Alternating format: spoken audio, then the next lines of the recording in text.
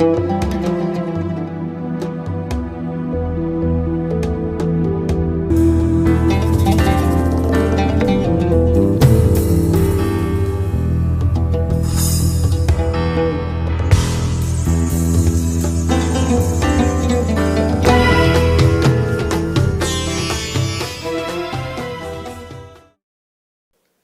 dia.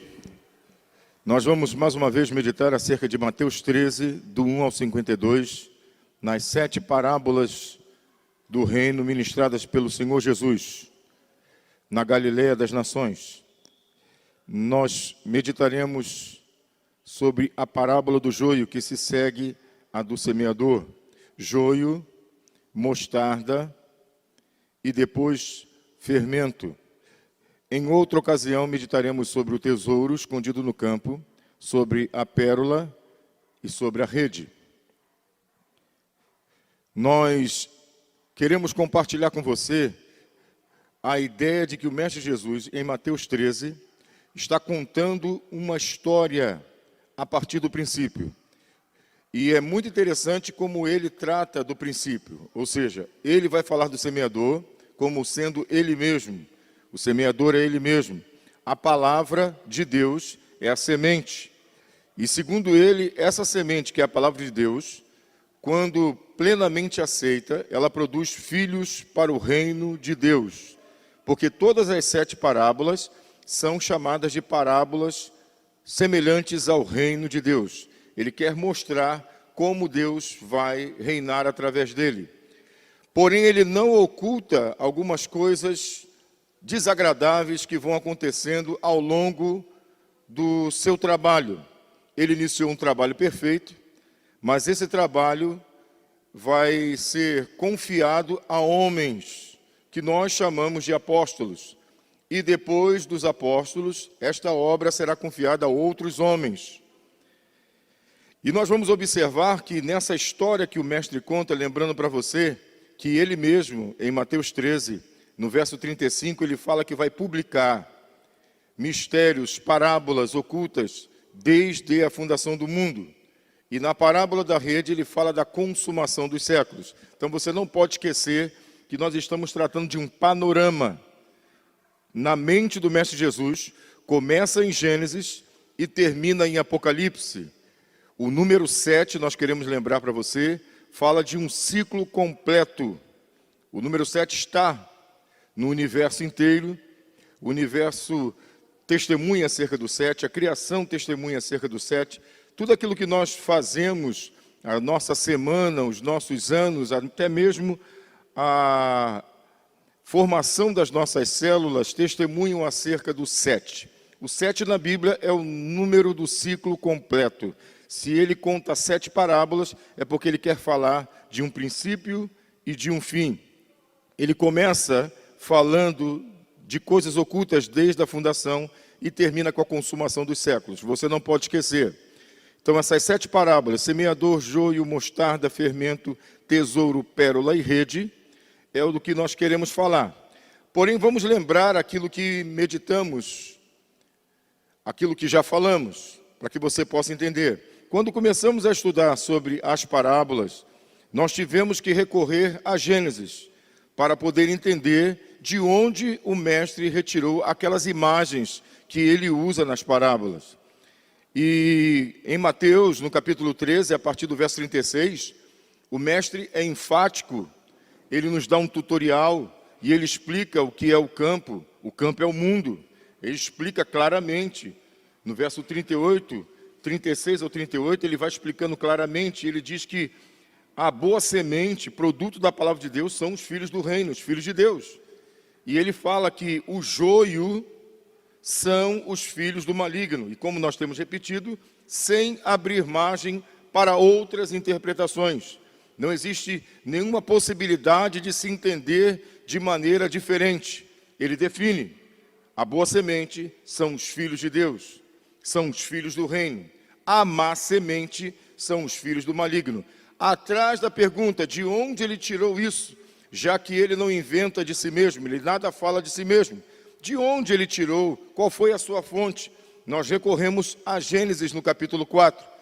E para nossa surpresa, em Gênesis capítulo 4, nós vamos entender claramente quem são a boa e a má semente, desde o princípio.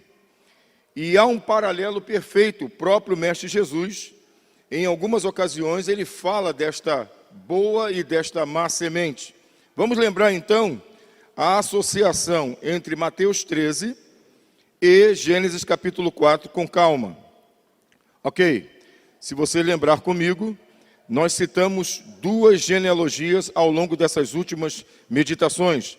Gênesis capítulo 4, você tem Adão, Caim, Enoque, Irade, Meujael, Metussael, Lemer, ou Lameque para nós, Jabal, Jubal, Tubal-Caim. No capítulo 5, nós temos também, a partir de Adão, 10 nomes. Adão, 7, Enos, Cainã, Malaleel, Jared, Enoque, Matusalém, Lameque e Noé. Esses 10 nomes, no capítulo 4, e 10 nomes, no capítulo 5, nos dão a ideia de que Deus trabalhou com simetria, porque Deus é um arquiteto. Os 10 nomes no capítulo 4, eles vão nos revelar a má semente.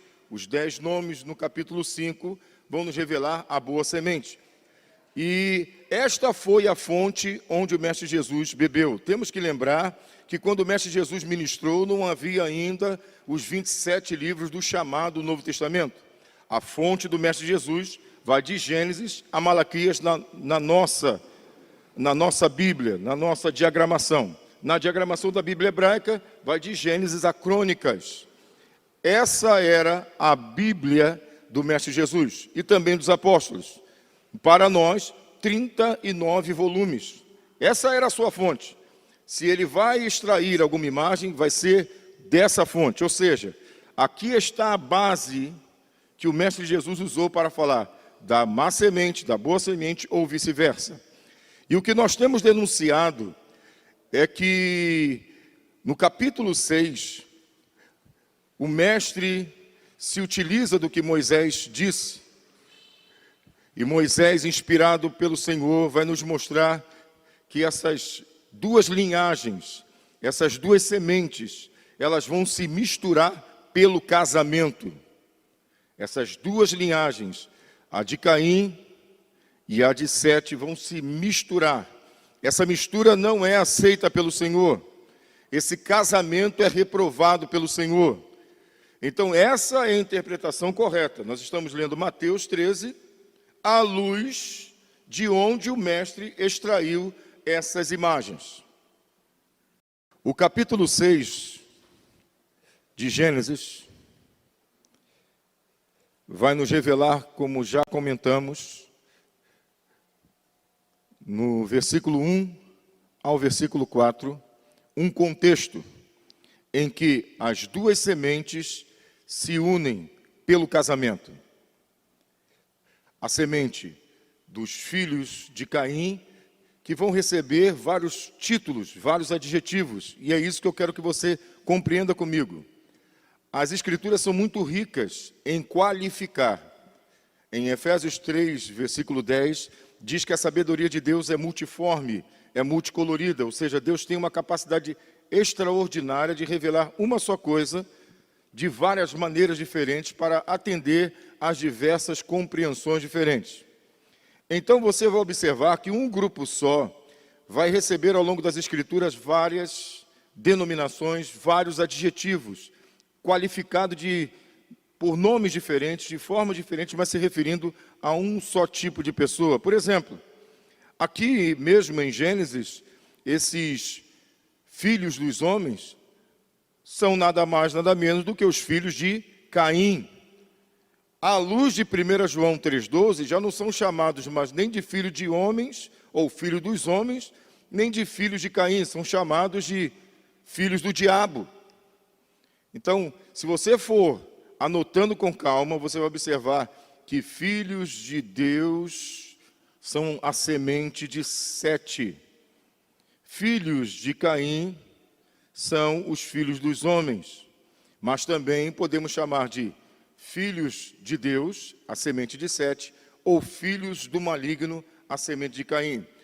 Ao longo desta meditação, eu ainda vou trazer para você outras qualificações para esse mesmo grupo. E o que a Bíblia vai mostrar, e o que a Bíblia vai reprovar, é justamente a união, o casamento desses dois grupos. E você vai observar que Gênesis capítulo 1, 2, 3, 4, 5 e 6 tem muito a ver, inclusive até o dilúvio, com o que o mestre vai falar nas 7 parábolas. Preste atenção. Está escrito em Gênesis, lemos mais uma vez para você. Gênesis capítulo 6, verso 1 diz: como se foram multiplicando os homens na terra, e lhes nasceram filhas. Verso 2, vendo os filhos de Deus que as filhas dos homens eram formosas, tomaram para si mulheres, as que entre todas mais lhes agradaram. Verso 3, então disse Hashem: o meu espírito não agirá para sempre no homem, pois este é carnal, e os seus dias serão 120 anos. Verso 4, ora, naquele tempo havia gigantes. Aprendemos semana passada. Gigantes? De maneira nenhuma. Essa é uma tradução equivocada de muito tempo depois desse acontecido, bastante tempo depois, no período grego, numa versão que é considerada a primeira versão do texto sagrado hebraico, que é chamado de Septuaginta. Você deve examinar. Os gregos tinham mitologias que falavam de gigantes, mas Moisés nunca pensou em gigantes. A palavra usada por Moisés aqui é Nefilim, que é uma palavra plural para Nafal. Nafal, uma pessoa. Nefilim, várias pessoas. E nós aprendemos que Nafal pode significar na sua raiz cair, ser banido, ser frustrado, como também pode dar a ideia de alguém que tinha destaque. E nós preferimos traduzir, segundo o Dicionário Internacional de Teologia, do chamado Antigo Testamento, como guerreiros violentos. Então, para nós, segundo as Escrituras, não existe a palavra gigante que dá a ideia de mitologia. E como temos falado, o apóstolo Paulo, aos seus pupilos, Timóteo ou Tito, ele sempre orientou para que eles se afastassem das fábulas. Ele orientou os seus pupilos a fugirem das fábulas. O que nós ficamos perplexos quando ouvimos acerca desse assunto, a nossa perplexidade acerca desse assunto está no fato de que pessoas, hoje e ao longo desse século passado, se preocupam em interpretar esse texto seguindo fábulas. O apóstolo ordena que não se sigam as fábulas. E alguns intérpretes teimam em seguir as fábulas. Nós aqui estamos sem nenhuma fábula. É a Bíblia interpretando a si mesma. Preste atenção. Gigantes, nós reprovamos essa ideia e essa tradução. Preferimos o que o texto hebraico original diz. Nafal, Nefilim. Nafal, Nefilim. Nafal, um guerreiro violento. Nefilim, guerreiros violentos. Vamos ler o verso 4 colocando essa tradução original, ou essa versão original. Ora, naquele tempo haviam nefilins na terra. E também depois, quando os filhos de Deus possuíram as filhas dos homens. Vamos tentar entender de maneira mais clara. Ora, naquele tempo, em que tempo? O tempo que ele acabara de nos relatar, capítulo 4 e 5. Ora, naquele tempo, no tempo de Caim, no tempo de Sete, no tempo de Lameque e de Noé, naquele tempo, haviam nefilins, ou seja, guerreiros violentos. E por que que eles eram violentos? Nós já explicamos e vamos lembrar para você. O capítulo 4 mostra que Caim e sua descendência, Caim e sua dinastia, os espinheiros, tinham sobre si uma maldição. A terra não lhe dava retorno. A terra não lhe dava nenhum retorno. É fácil nós compreendermos que a partir do momento em que a terra não dá retorno, ele planta, ele sempre foi lavrador e não colhe. E quando ele olha para o campo de Sete de Enos, de Cainã, de Maalaleel, de Jared, de Enoque, quando ele olha para aquele campo e vê florescer, é natural que nasça no coração desse homem o desejo não de se submeter para poder depender dos filhos de Deus. A ideia dele foi outra, a ideia dele foi saquear, a ideia dele foi tomar, a ideia dele, como diz o nome Enoque, foi treinar seus filhos para poder tomar posse daquilo que não lhe pertencia. A ideia primária da guerra nasce no início da civilização. Tomar do outro aquilo que não possui naturalmente. Então, quem são esses homens violentos antes do casamento? Esses homens violentos, nada mais, nada menos, são os filhos de Caim, que tomavam as coisas dos filhos de Deus para poder sobreviver. Vale lembrar que a ideia de Deus é submissão. Bastava se submeter ao Deus dos filhos de Deus para que pudesse receber o sustento, mas ele não quis. Homens violentos antes do casamento, filhos de Caim, filhos do maligno. Mas o texto sagrado diz no verso 4 que os filhos de Deus se atraíram pelas filhas dos homens e pelo casamento uniu as duas linhagens, as duas sementes. E para nossa surpresa, o que acontece é que depois do casamento houveram nefilins também entre os filhos de Deus. E o interessante é que o verso 4, ele vai dizer que os nefilins que procederam da mistura foram os que mais se destacaram. Isso é fantástico. Observa, versículo 4 do capítulo 6 de Gênesis. Ele diz, ora, naquele tempo haviam nefilins. Qual tempo? O tempo em que Caim costumava tomar as coisas pela guerra, milhamá, do pão preciso.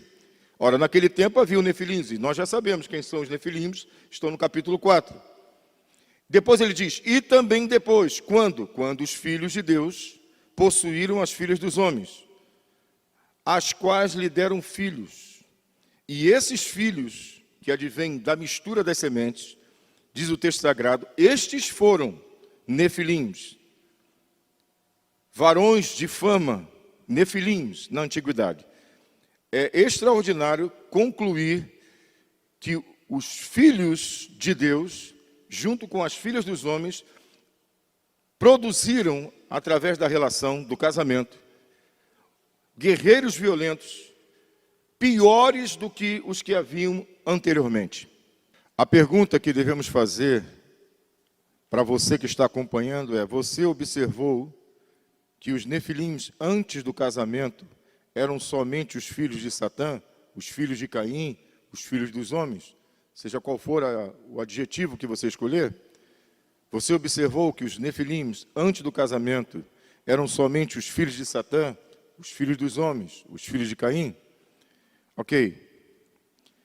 Você também observou que após o casamento, Gênesis 6, verso 4, os que mais se destacaram foram os filhos de Deus corrompidos?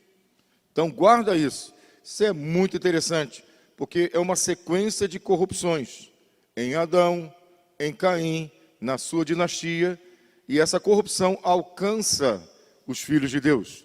Quando a corrupção alcança os filhos de Deus, torna-se necessária a intervenção do Eterno.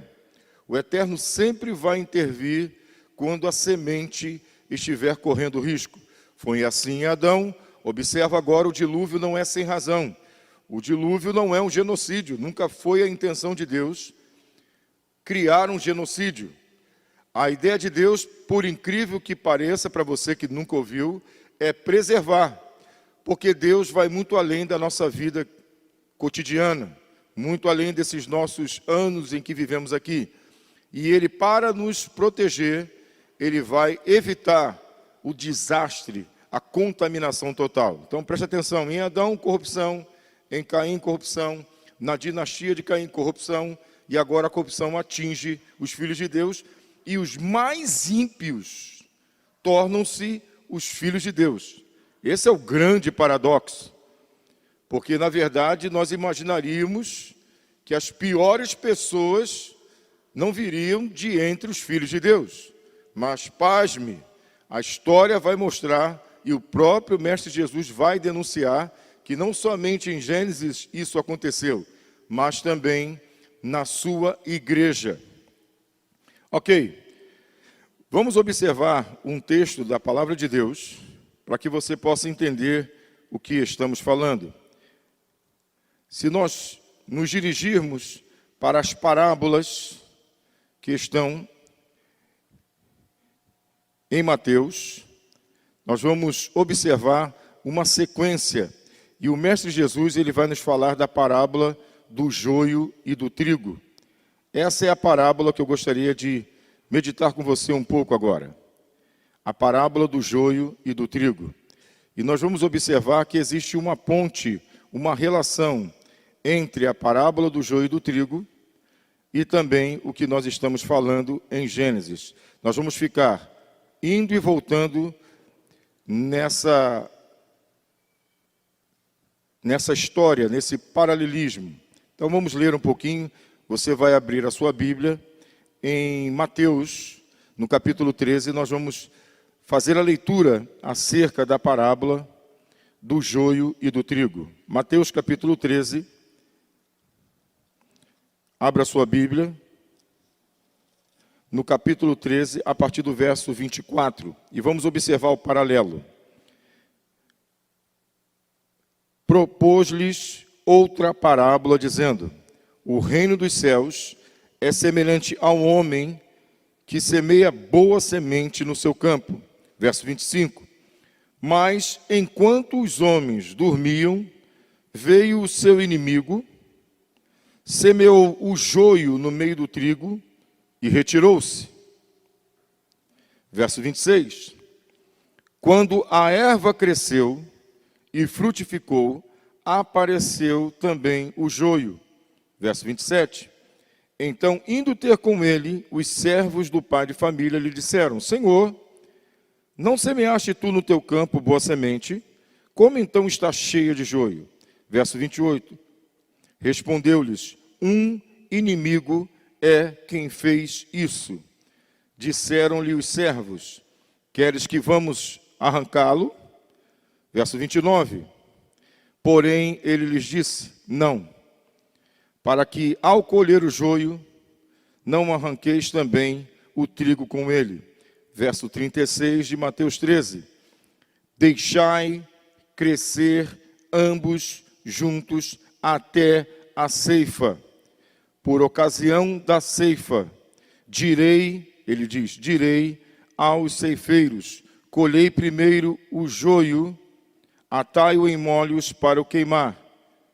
Então colhei o trigo e recolhei no meu celeiro. A leitura feita agora, com calma, nós vamos tentar entender. O Mestre Jesus havia contado a parábola do semeador, que à luz de Marcos capítulo 4, verso 13, é a base de todas. Sem o semeador, você não vai compreender as outras 6 parábolas.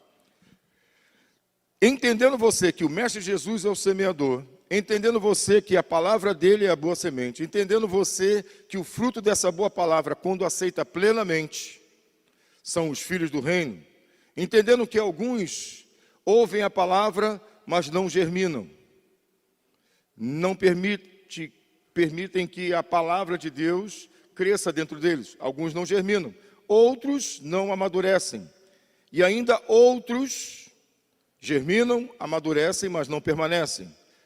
Na beira do caminho, germinam, não germinam. No caminho com pedras, germinam, mas não amadurecem.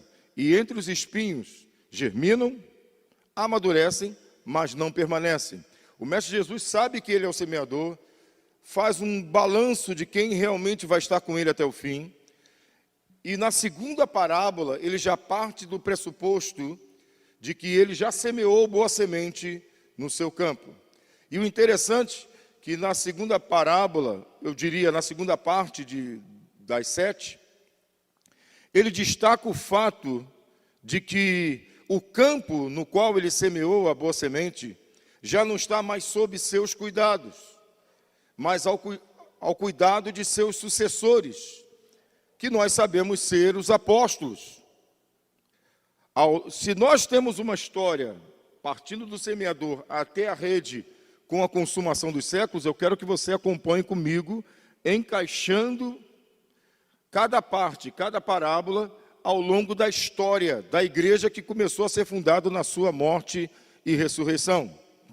Ele diz o seguinte, parafraseando, ajudando você a compreender. Jesus já não estava mais entre os homens.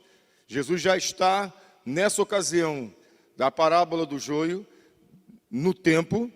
Ele já está à direita de Deus, porque diz a palavra de Deus que ele morreu, foi morto, crucificado, ele foi ressuscitado ao terceiro dia, permaneceu cerca de 40 dias com seus discípulos e depois foi arrebatado para Deus e para o seu trono. Apocalipse 12, versículo 5. Segundo o Salmo 110 profetizou, ele está assentado à direita de Deus. E essa parábola do joio, ela é contada nessa perspectiva. Onde está Jesus quando está contando a parábola do joio e do trigo, como nós conhecemos? Ele está assentado à direita de Deus. Você vai ter que dividir, compreender cada parábola no seu tempo. Semeador, seu ministério. Joio e trigo, ele já não está mais entre nós. No joio e trigo, ele está contando algo que ele está vendo, de onde ele está. E é interessante que o campo é dele. Foi ele que semeou a boa semente. E o adversário tem vários campos, vários lugares para trabalhar. Mas o inimigo entra para trabalhar justamente na boa semente. Não sei se você está entendendo o paralelo, lembrando de Gênesis capítulo 4, é interessante que a corrupção dos filhos de Deus, em Gênesis 6, produziu piores nefilims do que os do capítulo 4. Voltamos agora para Jesus. O mestre está na glória. Quem são os servos do pai de família? O pai de família é Deus. O dono da casa é Deus. Jesus é o filho, é o herdeiro. Encaixa cada personagem. Os servos do pai de família, quem seriam eles? Os anjos de Deus.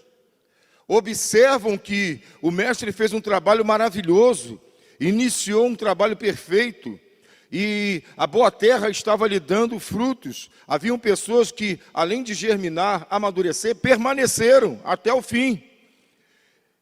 E eles observaram que a história foi transcorrendo. Assim que o mestre voltou para a glória, ele determinou que os sucessores apostólicos tomassem conta da igreja, zelassem pela igreja, e foi isso que eles fizeram. Todos eles se dedicaram a zelar pelo que nós chamamos de sã doutrina, doutrina fiel, sem mistura. Você não vai observar nos dias apostólicos nenhuma mentira sendo semeada, porque eles preservaram a igreja.